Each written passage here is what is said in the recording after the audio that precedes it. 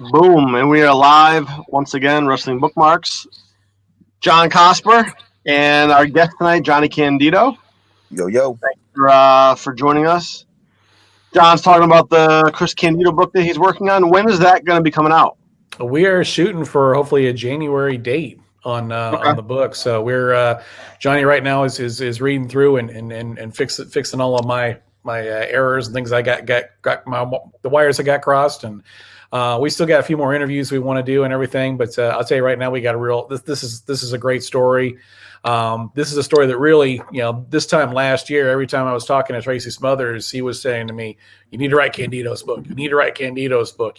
Somebody's got to tell his story." And fortunately, things worked out. He got me in touch with Jimmy Shoulders, and then Jimmy got me in touch with Johnny and Peggy, who's Chris's mom. And I think we've got a fantastic story that its time has definitely come to be able to tell the story.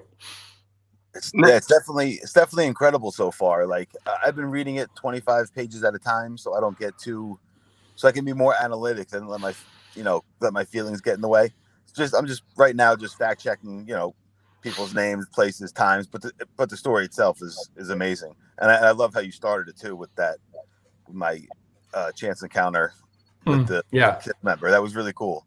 It just seemed like perfect way to begin it. There's a bench that usually sits on the boardwalk, right where Chris used to work as a lifeguard way back in his high school days, and it's a little plaque in memoriam of him. And one day Johnny's walking up from the beach, and who's sitting on the bench but the drummer of his all-time favorite rock band, Kiss, which is Peter Criss, who just happens to live in the area. So just a lot of really cool stories like that. And you hear, Tracy was actually talking to me last week. He's doing his second round of fighting cancer, and had hernia surgery last Saturday, which thankfully he was successful. He was able to pull through. It looked a little scary for a moment, but he told me, messaged me at one point last week, called me and left me a voicemail. I was like, "You won't believe it." It's like I just heard Back in Black again. It's like, Chris is talking to me.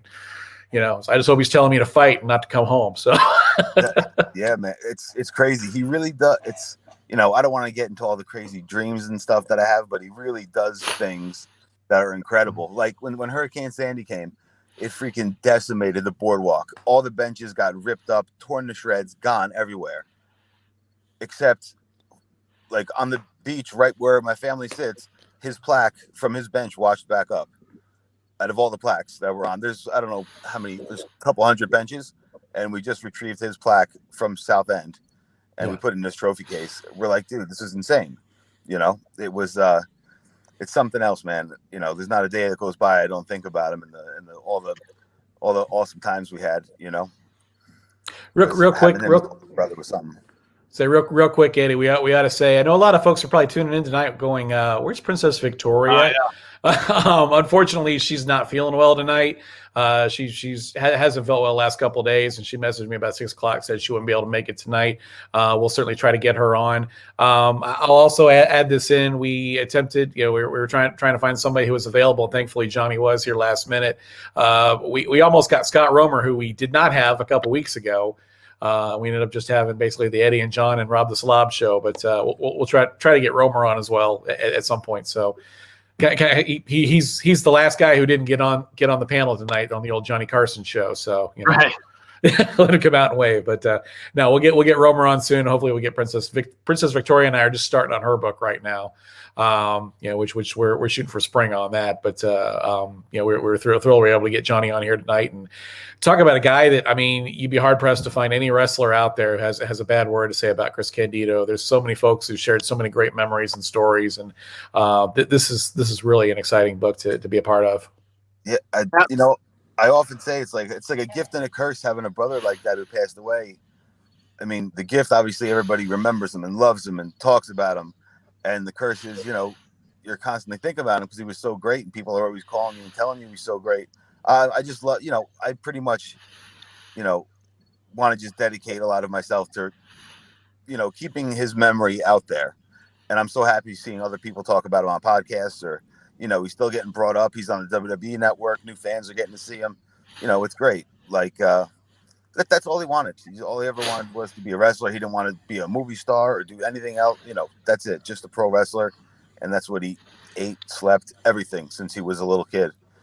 It was really his passion, and everything revolved around wrestling. Even when he worked at the beach, he'd take his breaks, and me and my little friends would be there, and he'd pick us up, and the wave would be coming. Oh no, Roddy Piper wave, throw us over the wave.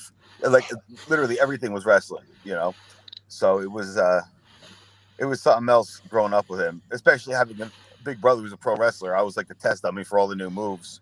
Yeah. He would like backdrop me off the freaking diving board.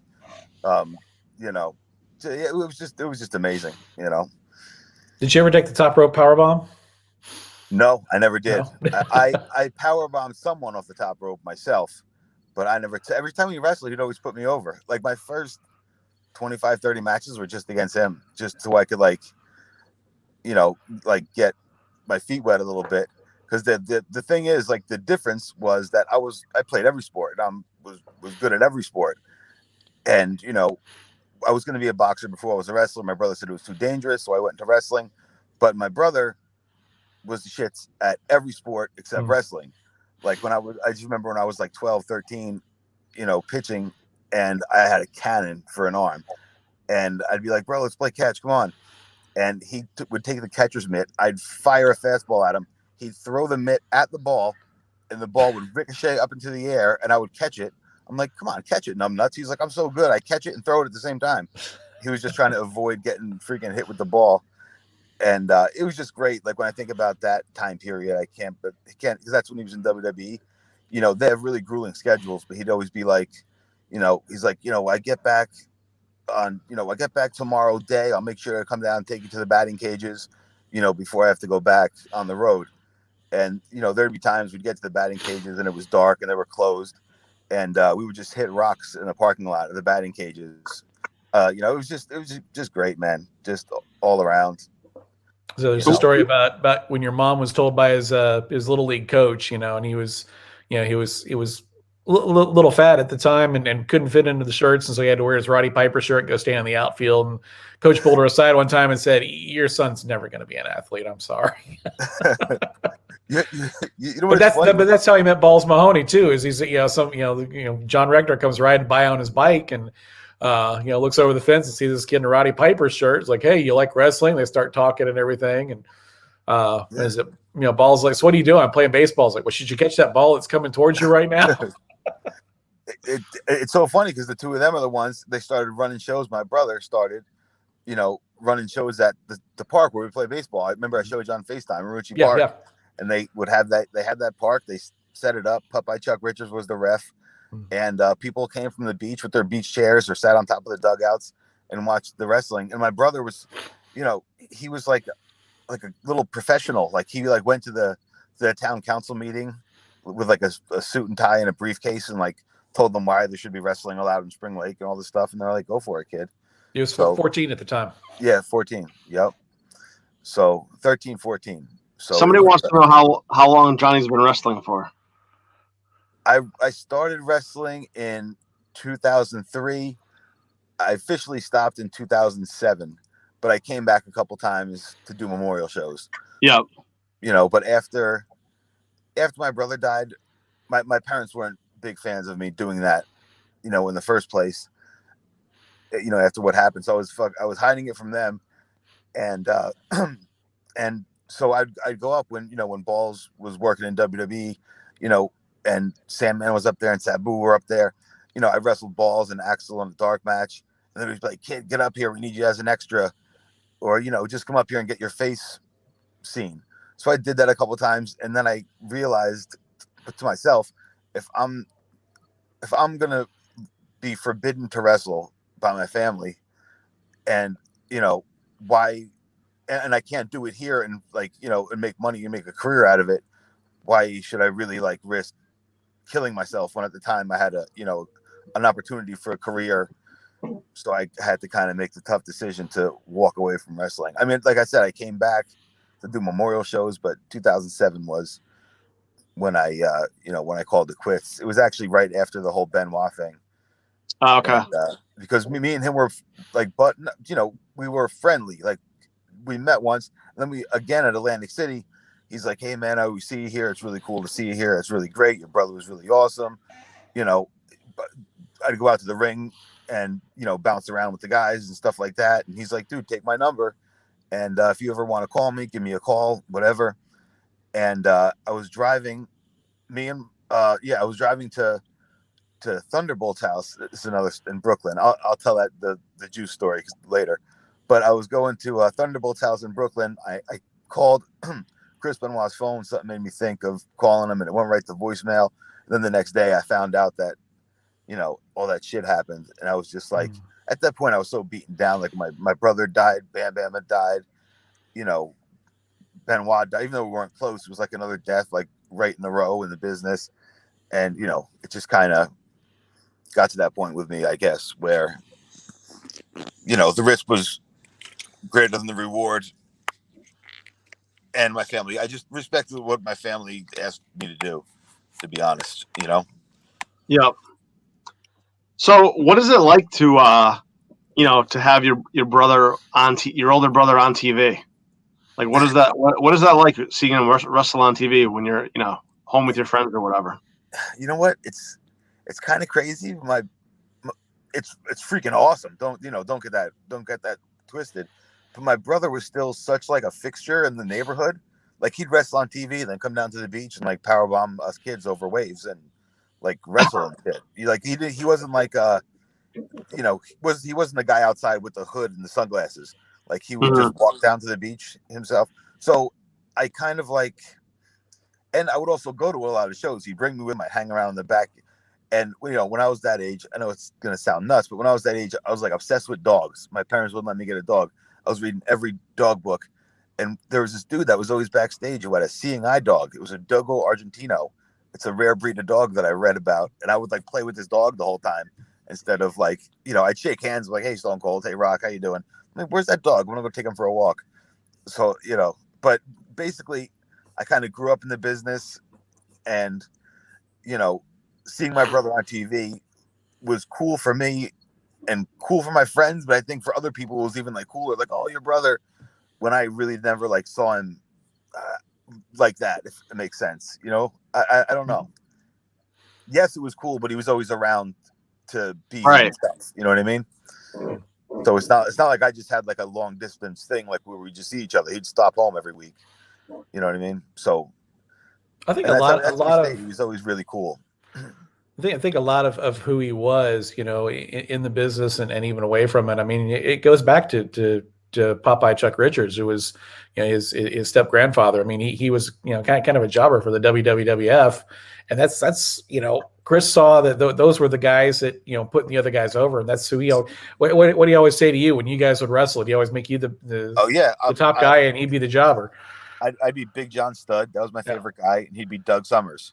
Yeah, and he would always, he'd always put me over in the that's why he never had a problem putting anybody. I mean, when he was in the independents, and when I think it was Pat Patterson came to him and said, "Hey, do you mind putting Barry Horowitz over tonight?" He was doing the Body Donna's game. He's like, "No, not at all. It's my job. It's what I want to do." And like, I remember this guy Thunderbolt. He passed away also. His name was Mike Norton, and he was from Brooklyn. He had that New York way of thinking. And he's like, so me and him, my brother would go to shows together, and he'd be like, I ain't fucking losing to this guy. Look at him, he's half my size, and in real life I'd kill him. I haven't lost a match in 2 years. We're like, dude, that's why nobody wants to work with you, because you're an asshole. Like you never, you know what I mean? Like he's like, but in real life, I remember he like refused to do a job to AJ Styles. And he's like, who the fuck is this kid? I'll snap his neck in 2 seconds. I ain't doing it. I was like, dude, FYI, it's a fucking work. Nobody thinks that he can really kick your ass, and the reason you're not taken serious, he always wanted. He's like, I'm not in the WWE. I got all the talent, because he was like, and I probably wrestled Thunderbolt on like 10 to 20 different occasions. I'd be like, all right, I'll shoot you in and do a drop kick. You can't do that. I do a drop kick. All right, I'll shoot you in and I'll do a backdrop. I do a backdrop, so you probably shouldn't do that. He was like one of those dudes that just, I lock up. I lock up too, so I wouldn't do that. But I think I might tell the juice story. I don't know if you put it in the book yet, because about the it's in the book. Yeah. I'll tell it. I just think it's so funny. But Thunderbolt was around a lot because he had a steroid connect, and we'd always go and pick up juice. from Thunderbolts in Brooklyn. So me and my brother go up there, hang out, get some gas, and we come back to this health food store in our neighborhood called Nature's Corner. And we're standing there online, and a friend of mine's mom looks to us. She's like, "Christopher, Jonathan, I didn't know you guys were on juice." And we looked at each other like, "What?" She's like, "How long have you guys been juicing?" And like, my brother looked dumbfounded, and then I realized we're at a juice bar drinking like, fruit juices. And I looked and I like pointed at my glass. He's like, "Oh, juice." He's like, "Yeah, I've been on juice for like 15 years. I feel great on juice. Makes me feel so strong." And she's like, "Yeah, I love being on the juice too. The juice kicks ass." It was just so funny. It was like a Saturday Night Live skit because, she was talking about, kale and apples, and we were thinking, especially since we just picked up steroids, she's like, "You guys are on the juice?" And we're like, it was funny. Well, I think a lot of people out there, including myself, would like to know, so what is that? What is that like? When you're doing it, does that help you to just recover or to actually get stronger? Oh my God, to get stronger, both.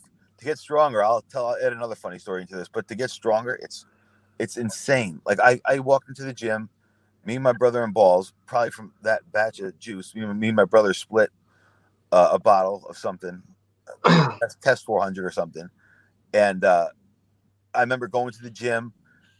Let's say week 1, my bench was at 275. Next Monday, it was 315. Next Monday, it was 375. Jesus. Next Monday, it was 405. Then I went to 455. Then 5 plates was 495. So, as a side note, this guy Bruiser Bedlam worked as K9 in Smoky Mountain. Was like, "Hey kid," when I'm like 9. He's like, "Hey kid," he's like, "If you're a 4-plate guy, you could bring me a cold drink. If you're a 5-plate guy, we can hang out." So I would want to be a 5-plate guy. So meaning 500 pounds. So I put up the 5 plates. I'm like, it's 495. I'm like, "Guys, put a 5 on either side." Boom, boom. They put a 5 on either side. Bam. I fucking hit it for 2. And I was over the fucking moon about it. Because my brother had also benched 500 pounds, like around the same time. And after that night, we went to this bar, Barry's Bar in Bradley Beach. And we get a couple in us. We're celebrating and everything. And my brother's like, "So proud of you, man. That was amazing. I'm so proud of you." He goes to the bartender. He goes, "Dude, check out my little brother, man. 20 years old, bench 500 pounds. Check him out. 20 years old. Look at the size of him. Could you believe it? 20 years old." And I'm kicking his chair. He's not understanding the drinking age is 21. I'm kicking the chair. I'm like, "Bro." And Balls is like, he's like, "Wait," my brother's like, what are you kicking the chair for?" I'm like, and Balls is like, two. My brother's like, "What? Pro wrestling, mass superstar number 2?" Like, he had no idea what the fuck we were talking about. I'm like, "Dude," I'm like, I'm like, "Dude, I'm fucking 20 years old. And you keep telling the guy I'm 20 years old. Drinking age is 21. He's like, "Oh shit." I mean, the bartender didn't give a shit, but he just kept going on about how good I was for 20 years old. And I was like, Jesus Christ, only 20 years old. Check him out. How old is he? 20. Look at him, man. It was funny. Tell a story about how you became known as the Moron Brothers to your mom. Oh my God. Yeah. All right. So the Moron Brother story is so this is right when I'm getting into the business, like right, very, very early into the business. And my brother, so we're working for Frank Goodman, and I'm going to do a run-in on a match with my brother and Sandman, take the cane away from Sandman, go to Kane Sandman, but turn it on my brother, whap, and fucking whip his ass with the cane. So, my brother's like, "When you swing it up and down so it cracks me on the head here. Don't swing it like a baseball bat because then you'll fuck me up." So I get in there, do the thing. Long story short, I swung it like a baseball bat, smacked him right across the face with it. And he had like a black and blue stripe going across his face. Then the next week, both of us are in the ring doing a promo. And, whatever he did to me last week, we're no longer brothers, whatever he said. And I went boom, boom, boom. I hit him with a quick 3-piece and blackened both his eyes. So now he's got a black and blue stripe across his face and 2 black eyes. and we're sitting at his house later that night, maybe after the show, drove back to his house, had a couple beers, and we're sitting at the counter, we're eating. He's like, bro, I'm so proud of you. You did so good. I'm like, dude, look at your face. I fucked you all up. He's like, oh, it's no big thing. I'm like, dude, punch me in the face. Give me a black eye.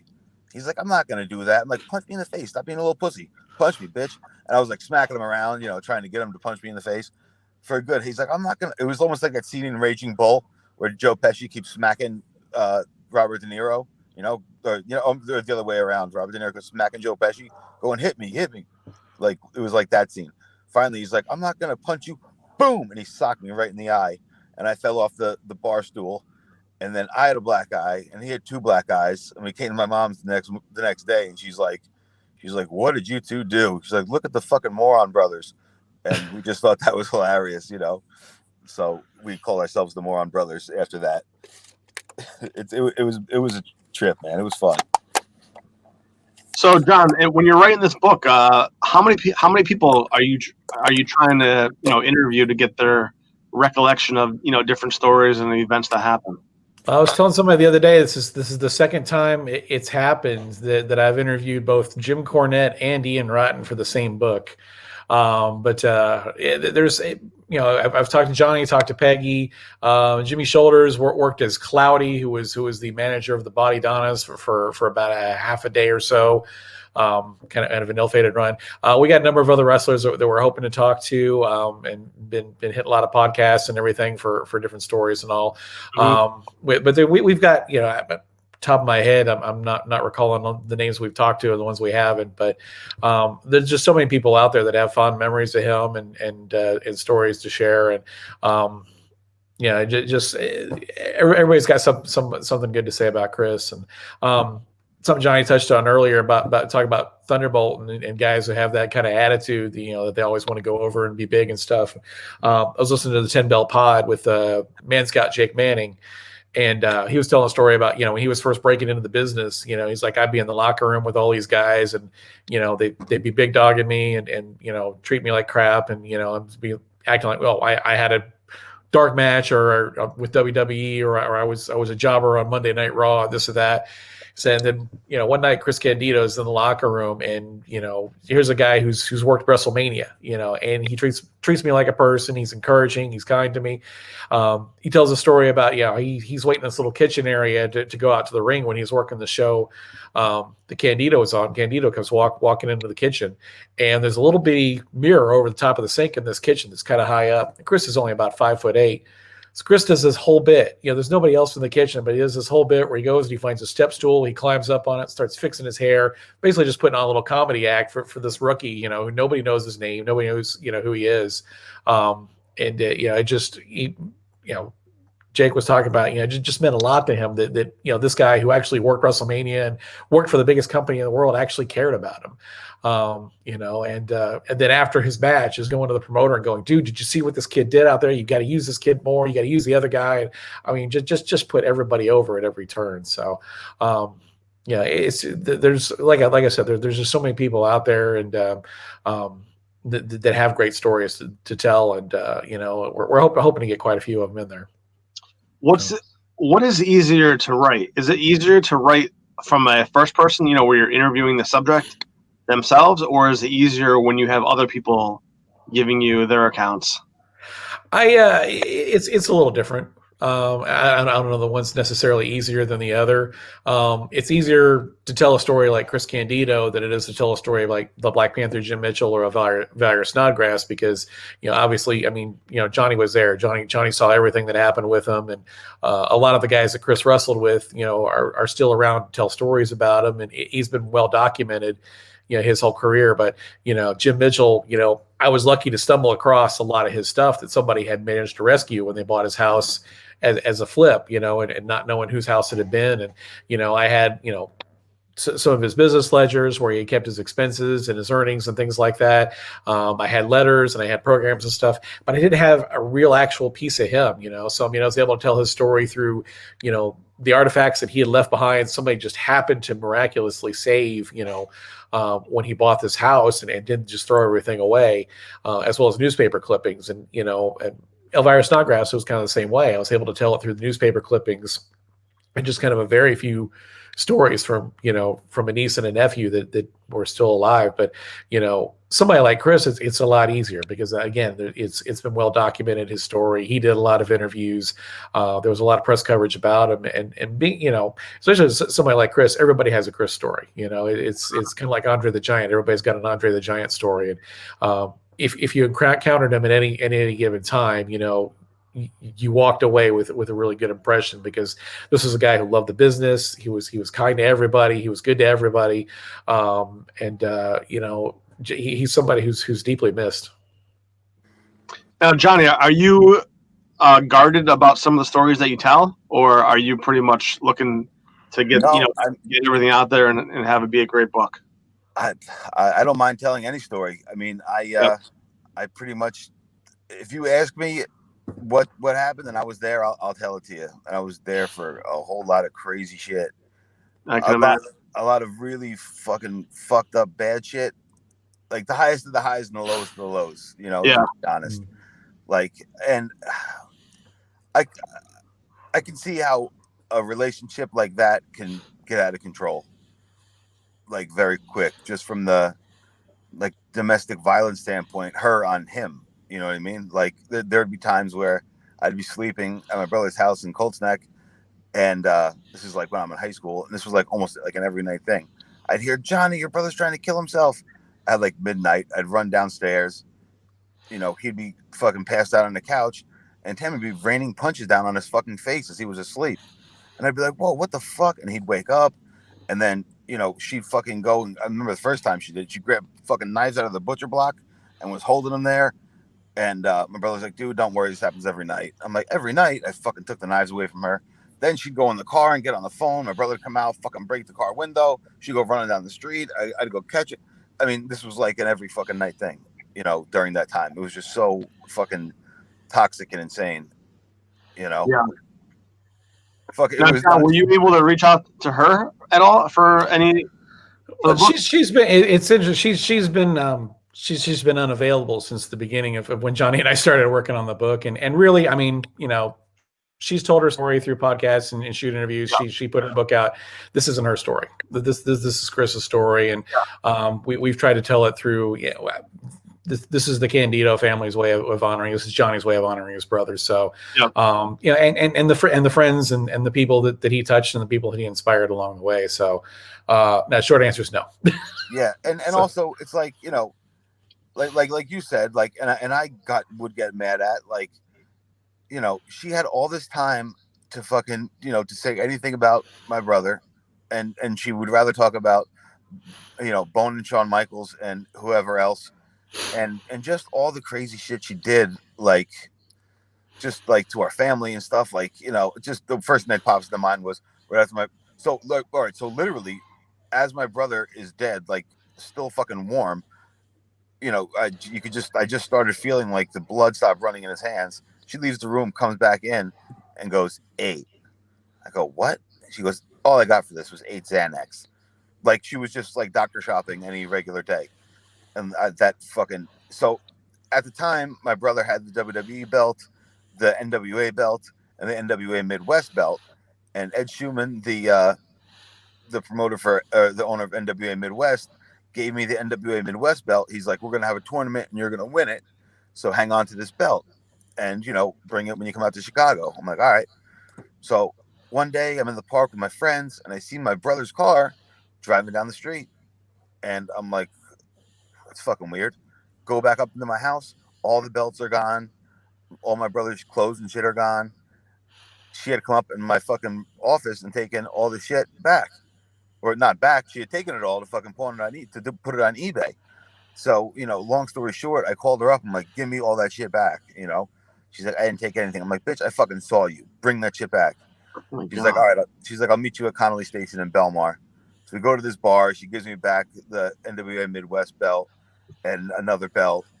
And I'm like, to be honest, I'm like, got any somas? She's like, no. And then she orders her food, takes 2 bites, face plants in the soma, face plants in her soup. So I called my cousin Vinny, and me and him had a chuckle about it, carried her out of there, put her back in the car, and turned it on, and she sped off. But she just did a lot of fucking annoying. She was just, she's not a very good person. So a short So answer, no. Short answer is no, because I want, like he said too, I want it to be my brother's story. Like, Yeah. And she'd try to hijack it. I just know how she is. So she's in the book because I mean they're inseparable. I mean they were much part of this, but you know we're putting the focus where it belongs. And you know one of the cool things that I discovered too is you know there's all the stuff that happened in the WWF and you know with the clique and you know with her having the affair with Sean and everything. But I mean just about I think most of those guys ended up making peace with Chris years later. You know before he came into TNA, Kevin Nash called him up, said, "Hey, I know stuff went on in the past. You know, but we're cool. Want you to know." He and Scott Hall made up on a plane flight. I want to say to Japan. I'm not 100% for sure. But it was in a bus. I'll tell you. Okay. My brother used to always tell me this. He's like, yeah, I was on the bus in Japan, and Scott Hall was next to me, and you know there was kind of heat between us. And Scott Hall looked at him. He's like, Scott Hall looked at me and goes, "Why are you being such a dick to me, dude?" And my brother's like, "I was never a dick to you." And he goes, "Oh God, I'm sure." It goes, "Oh," he's like, "Oh shit, I knew it was one of us." Meaning it was him that was a dick, you know, and they fucking made up. So, you know, they were cool since then. I mean, like, it didn't take much for my brother to fucking forgive you. The amount of shit I did at his house, crashed his car, fucking. He used to have this thing when I wasn't with him. He gave me the keys to his car and his house and all this shit.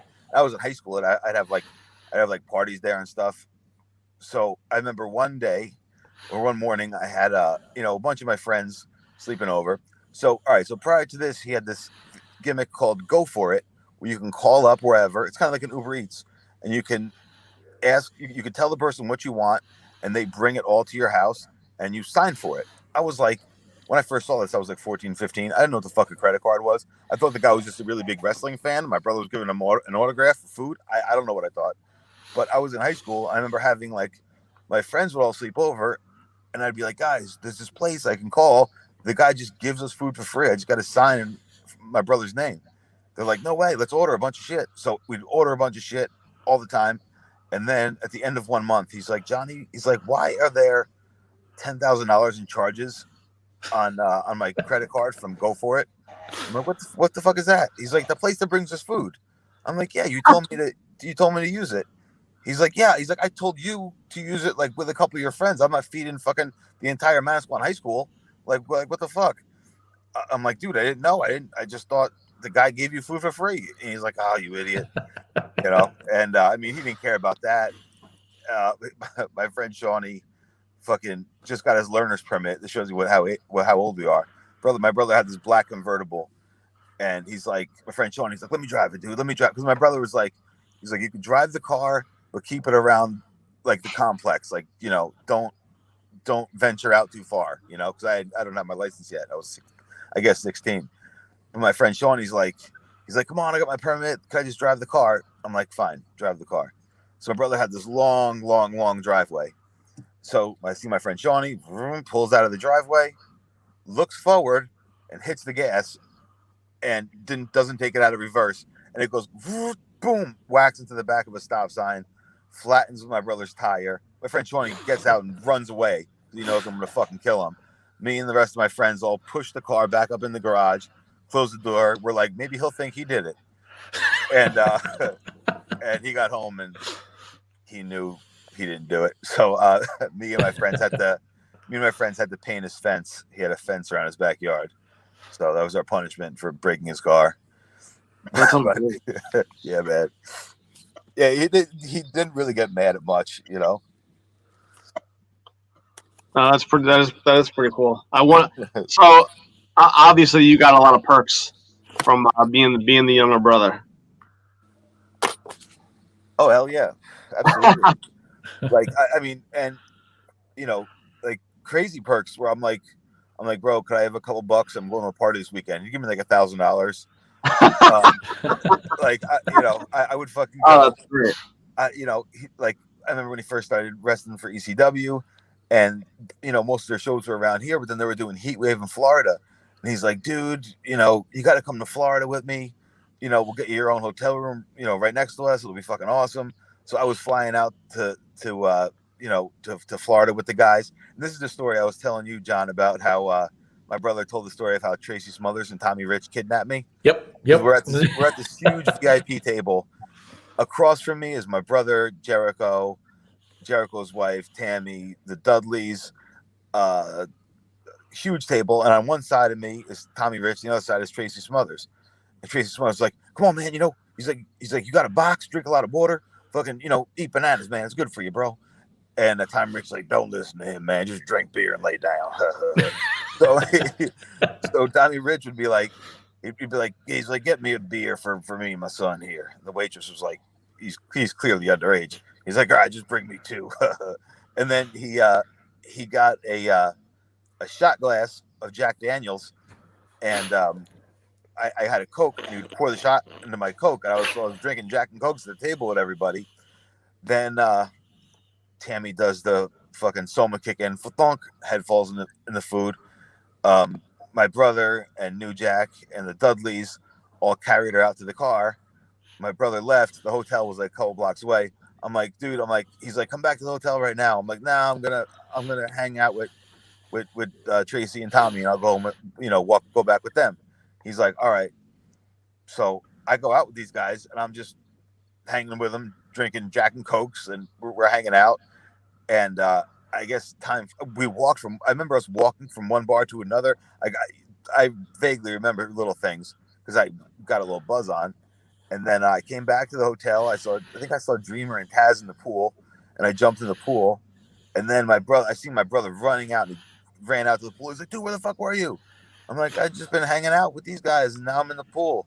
He's like, "I've been looking for you for like fucking 4 hours." I'm like, "Oh, I just went with Tommy and Tracy to some bar." He's like, "What?" And he's like, "Get the fuck back in your room." So I went back to my room, but he'd always joke about this story about how, those two guys kidnapped me. It was fucking funny. So yeah, definitely a lot of perks. Just take us on a Tommy Rich tangent. Madman Pondo told me the greatest story about him where they had worked an independent show somewhere, and Tommy was like, you need to come out with us. We're going to go to the bar. And Pondo's like, well, I don't really drink or anything. So no, just come out and hang out with us. So they go to this bar, and they're working their way up to the front. There's a cover charge. I don't remember what it was. And Pondo's like, man, I don't want to pay the cover charge. And I was like, don't worry. We don't have to pay the cover charge. I got this. So they get up to the very front. Tommy starts just to walk in. The bouncer's like, whoa. It's so many dollars to get in here. Tommy looks at him, like, do you know who I am? The bouncer's like, who are you? He says, I'm Ric Flair. Oh, shit. The bouncer's like, no, you're not. You're Wildfire Tommy Rich. Then Tommy pushes the guy aside and goes, well, let me in already. Dude, he was the man. Oh, dude, that guy was so funny. No. Is he still kicking around or what? I saw him at a show. Actually, last fall was at a show, and that was where Pondo told me the story. Was hanging out with him, and Tracy Smothers was there. Hurricane J.G. McGuire, Andrew Anderson. It was a big show up in Fort Wayne, Indiana. But got to talk with him a little bit. That guy's quite a storyteller himself. Oh, dude, I can imagine. I remember it was so funny down at that trip in Florida. So down here, when they were the full-blooded Italians, Tommy Rich and Tracy, and all that, all the everybody from New York and Philly, we all chant, "Where's my pizza?" So he gets down to Florida, and I don't know. I guess I don't know that chant. He gets the mic. He's like, "Hey, don't say where's my pizza." And everybody starts fucking chanting it. Me and my brother just start dying. We're like, what? Like, don't say where's my pizza. So of course everybody started chanting where's my pizza. It was freaking hilarious, man. I had so much fun doing all that stuff, And I was telling you that, I was like 13, 14, no, I was like 14, 15, a little older. And I used to come out to the ring, me and my friends with the Blue World Order. And on pay-per-view, I freaking tripped and I was fat. I fell over the guardrail coming into the ring. Like we had to go through the crowd and then hop the guardrail and walk around the ring with the BWO signs. Everybody hops the rail. I go to hop the rail and I fall flat on my face and get back up. And when I went back to the locker room, everybody's like, oh, you got your first pop. I was so fucking embarrassed. And now I can laugh at it. But I mean, I see it all the time. It's on the rise and fall of ECW. You see me falling on my face. It's like the tape I can't live down. It's but it was funny. Now at the time I was like, somebody grabbed my leg and pushed me. When I just really fell. So who are some of the wrestlers that you guys were close with? Some of the more popular ones. Sabu, I'm super close with still. I talked to him last week. Sandman, I talked to today. Pretty much everyone, it's so super. Like on the road, my brother was like super close with. He was Bam Bam Bigelow, obviously. Oh, And, really? oh Wow. yeah, Bam Bam's from a town over. He's the Okay. he's the wrestler, not a couple towns over. He used to wrestle at the same shows my brother put on at Marucci. Bam Bam was like 20. My brother was 14. They had the Monster Factory ring, and I think I showed you, John. There's a big newspaper article about Yep. my brother, having shows there and Bam Bam Bigelow being there. So Bam was always, always lived just right, 5-10 minute car ride away, So, real tight with Bam Bam, Axel, Balls, obviously. So Sucks a lot. Balls had a haunted house too. Oh my God. Yeah. So Balls lives in a very, very small house with his mother and his girl and dogs and cats and all this shit. And me and my brother were fucking sitting by the lagoon there the one day, and we're like, dude, what the fuck does he do at night? We're like, let's go spy on Balls. So we fucking drive to Balls' house. We park down the street. We creep up to his house, and me and my brother look in the window, and he's sitting there watching TV in his boxer shorts, and he's got a plate with one slice of bologna on it and a fork and knife. And already we're like, we start like fucking cracking up. Then we just go over to the window and we go really lightly. He stops cutting. He like freezes, starts looking around, goes back to cutting his piece of bologna. Knock, knock, knock. We hit it again. Starts looking around, goes back to his bologna. We did it like 3 times. Then I'm like, all right, get ready to run. And I fucking knocked all those garbage cans over and we fucking ran away. He came running outside. He didn't see anybody. The next night, we're like, let's see what Balls is doing. We fucking went back to his house, looked through his windows. He was laying on the ground reading a book in his boxer shorts. We started knocking on his windows and fucking with him. And we did this all the time. And then, like, one day he's like, John, Chris, I have ghosts. They come at night. They visit me. He even accused the ghosts of stealing his pain pills. He's like, they take my gimmicks. He's like, I had 30, now I have 11. I know they're he would blame the ghosts for taking his pain pills. And like years later, he found out it was me and Chris fucking with him. It was fucking hilarious. Just to watch his reaction, it was great. But yeah, we're all pretty close. There's nobody that my brother wasn't friendly with, but as far as good friends, it was probably like Bammer, Sabu, Sandman, a lot of guys. Say Tracy's mother's always thought the world of him. Yeah. What was Bam Bam like? Bam Bam was not a man of a lot of words, but he was funny when he talked. He was like, so Bam Bam's like a legit tough guy. Like he was like part of a biker gang, and like I remember my brother did a fucking they did a show for Balls for Bam Bam's like biker club, the Breed or whatever, and it was all biker dudes there. And my brother had to fight Bam Bam. And he's like, dude, I hope they don't fucking stab me when I if I punch Bam Bam. But so Bam was a tough guy, but he was like really cool. Like he was all laid back. He's like, Chrissy, we'll go in there, do a couple moonsaults. What's up, dude? Like he was just very like a laid back guy. He was the opposite of Balls. Balls is very like uppity, like John, we gotta go here, we gotta do this. And Bam was just like, I don't care, dude. Come by sometime next week. He just was a very cool, laid back personality. Whereas Balls was like out of his fucking mind all the time. So he said Balls looked the same at age 13 as he did when he was a full grown up too. Yeah, it's pretty funny. I got the pictures from the shows at Marucci. My brother looks 13, 14. Balls has chest hair, freaking trailed, have hair all down his chest. Freaking 5 o'clock shadow. He looks like he's about 30 years old, but he's 13. Freaking hilarious. Like he hasn't changed how he looked his entire life. It's pretty funny. So, John, how many pages are you anticipating? Hoping somewhere, probably somewhere around 250 tops. Okay. Right now, story wise, we're somewhere around 170, and we haven't even started adding photos. That'll come at the end. But like I said, we've still got a few more. I've got a half dozen names that I'm hoping we can get some interviews with and get a few more stories in. Yep. Some folks from ECW, from WWF days, and from Smoky Mountain as well. Okay. Have you reached out to Vince? No, I have not reached out to him. I don't know if Vince will be available. So, never know. Right? So I'm kind of becoming the go-to for the folks that whose stories will never be told properly for the WWF. So, Chris certainly falls into that. Tracy Smothers, Dr. D. David Schultz, Princess Victoria. Right. So I have no ill will towards them. I have no animosity. I certainly was a fan for a long, long time, and still watch Network from time to. I picked it up for a while to watch a lot of Chris's matches, and they've got quite a few. I mean, there's Smoky Mountain up there. There's ECW, and obviously there's the Body Donna's run. Which it's funny because when I think back to when I was watching wrestling in the '90s, that's one of the most memorable angles that I remember. Even before, I was working with Tracy, even before Chris was on my radar. Skip Donna versus Barry Horowitz was one that just stuck out to me. I remember it, and I remember when the Body Donnas debuted. I remember thinking, well, Tammy's really, Sunny's really hot, but she's really obnoxious. I want somebody to slap her face off.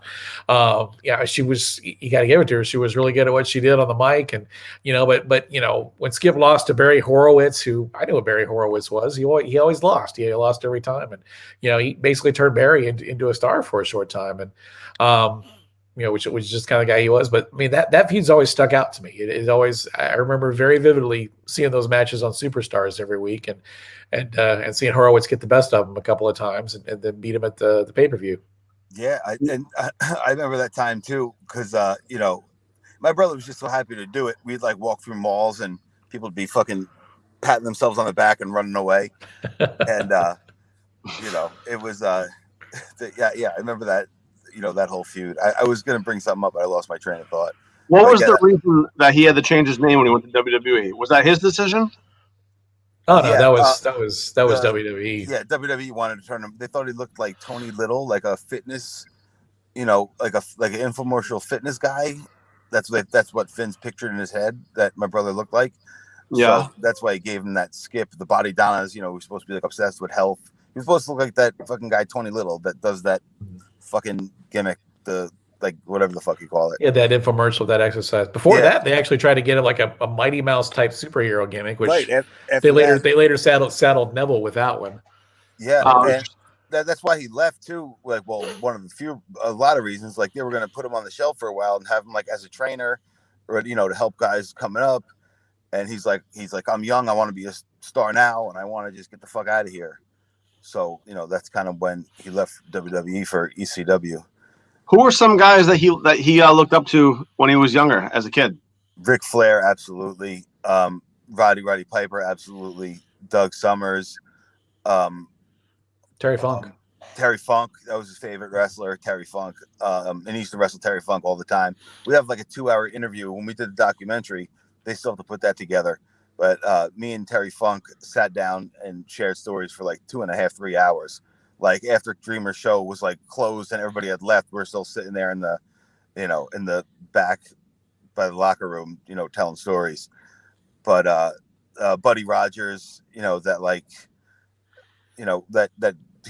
that Freddie Blassie look. Like, his dream was like, Johnny, when I get older, you're going to keep wrestling and I'll be your manager and come out with all the rings and the cane and fucking and whack people with it, So that was kind of his style, You can see that in what he was doing with the Naturals in TNA too. That last episode he was on, where he was managing them at ringside, and this guy's had surgery 2 days before, and he's actually I think it may have been a day before he had surgery on his leg, and he's hopping around on that crutch and jumping in the ring to interfere, and I mean he just couldn't sit still. He couldn't stop. What's so funny is like it's so great too. Like, he had such a renewed love for the business when he got clean. It was like ridiculous. I remember us going in the gym. It's like almost like after he got clean, like instantaneously.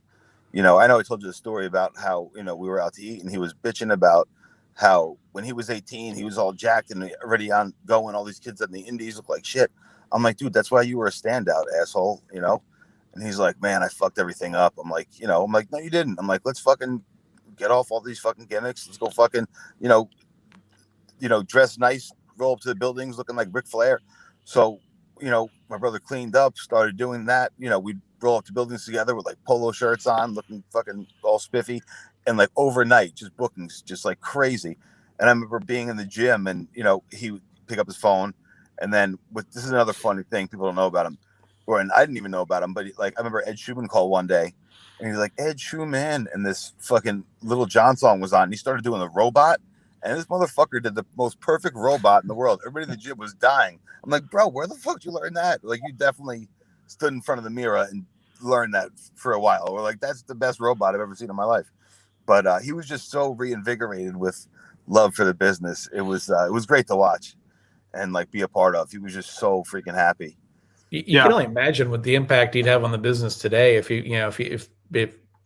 were still alive. I mean, he was starting to get into that mentor. He was 33 years old, but he was an 18-year-old veteran, and 18-year veteran, and he was working for IWA Mid-South at the time when their roster was AJ Styles, Samoa Joe, Daniel Bryan, Cesaro, CM Punk, Nigel McGuinness, Colt Cabana, Chris Hero. I mean, you got to think Triple H would have buried the hatchet with him and hired him at the Performance Center. And if he didn't, certainly AEW would be on him or somebody. Absolutely. I mean, he would be just pouring himself into those guys. I mean, he was already having some outstanding matches with AJ Styles and a lot of. I'll tell you, there's a great one. If you guys want to see, Candido unleashed as a comedy wrestler. He did a match for IWA Mid-South. It was at their Strong Style tournament, and it was a 4-on-4. He's on one side. I know he's got Claudio Castagnoli, who's now Cesaro, and I think Nigel McGuinness is on his side, and then CM Punk and a couple of other guys on the other side. But it's one of the funniest matches you've ever seen. And literally in the first 2 minutes, his trunks get pulled down, his butt's hanging out. He gets body slammed by all 4 guys on the other team and the referee. And again, that's only the first 2 minutes of the match that goes for another 10. He just loved to entertain, and I mean, those guys just thought the world of him. And Johnny, you've talked about how much CM Punk loved him, and a lot of those other guys too. I was gonna say they felt the same way about him, and just because he is who he is, he loved hanging out there with he loved all those guys. And I have a funny story that made me think about it that just you just jogged my memory. I remember when we would do bench press, there was just one area that was all bench pressing. So when it was me, my brother, and Balls, everybody kind of stayed out of the area. But between sets, we'd wrestle around. And I remember one day I took the wet floor sign, threw it to him, and gave my brother the Van Daminator with the wet floor sign in the gym.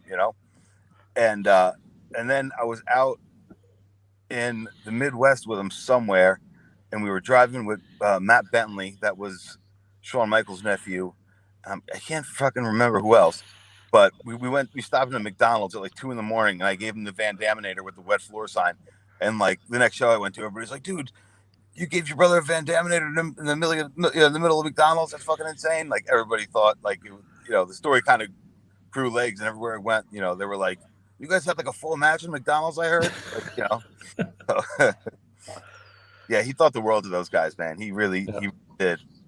Saw a lot of talent, and then just really didn't have a bad thing to say about anyone. No, that's great. So he was in TNA. That was the last place that he was, right? Mm-hmm. Yep. And he was going to be. It was either going to be TNA or WWE because Dr. Tom was working at WWE, and me and him were going there for Raw and SmackDown. And my brother came back. I forget the circumstances, but he's like, dude, I'm gonna be working for WWE again. And literally the next day, TNA's like, can you start tomorrow? And my brother was like, yeah, all right, I'll work there. Not that it was bad, but they just came with the money first, and he needed a steady stream of income, obviously. So he went with the sure thing in TNA. But he loved it, man. He was back doing what he loves with a clear head. I think some of the best work of his entire career was in the very beginning and then at the very end. You know, it's pretty crazy. And to think, 33, I'm 38, and I still feel like I'm freaking 18. I always looked at him like he was always this like older guy, all this wisdom. He was just a kid, you know. It's kind of hard, you know. It was hard for me to wrap my head around. Like, I'm 5 years older than he was when he died.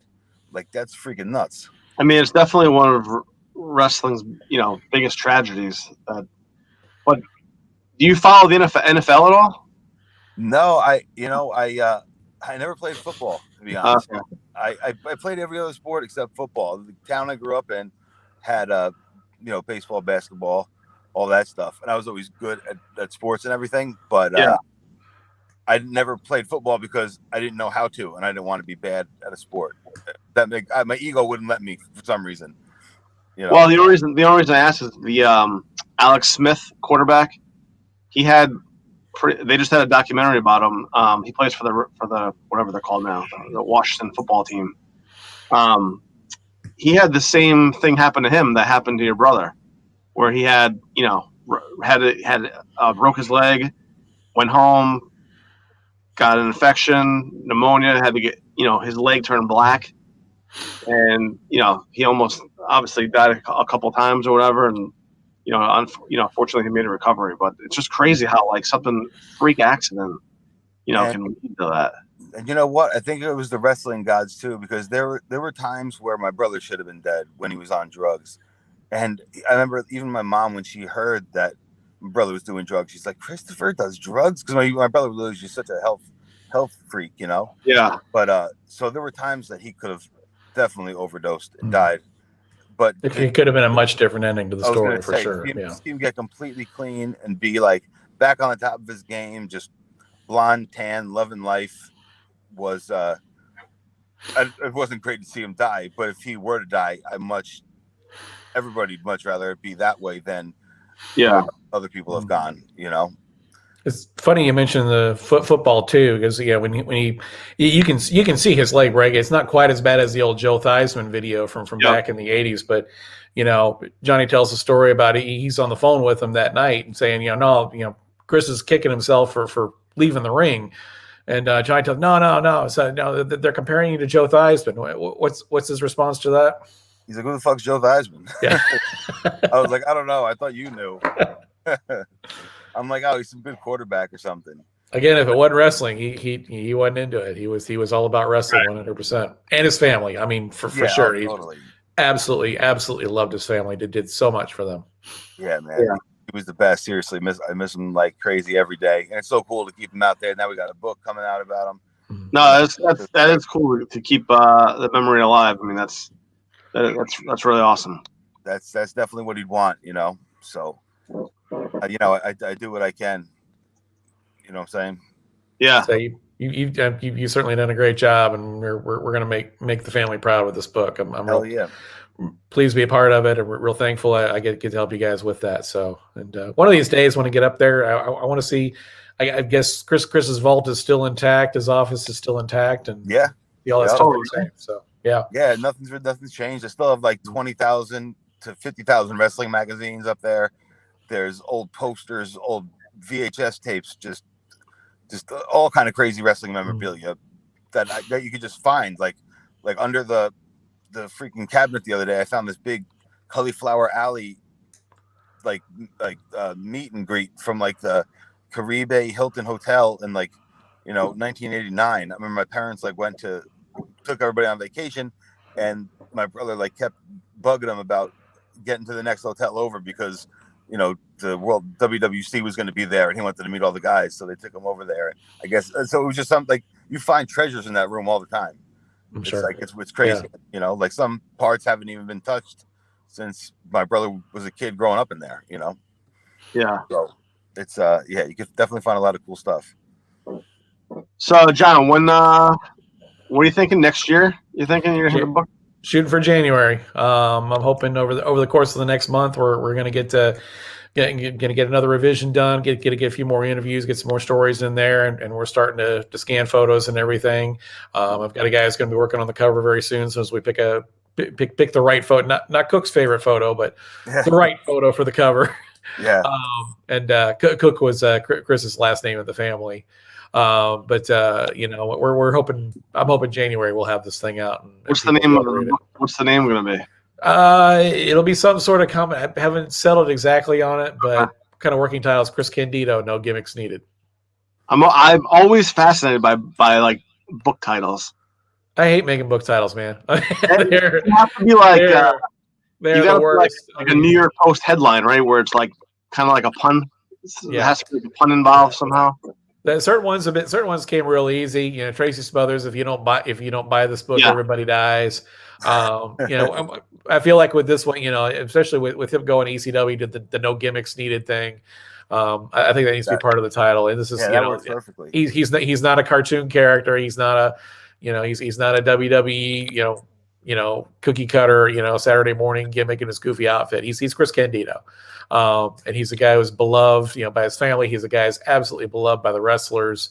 Made a tremendous impact in his very short years on Earth. Yeah, no, that's awesome. That's great. Well, guys, thanks so much for coming on, Johnny. I really appreciate it. It was an honor to talk to you. Yo, bro, you too, man. Anytime. Thanks for joining us last minute, man. Yeah, appreciate it. All right, I'll be talking to you soon. All right, man. All right, take care.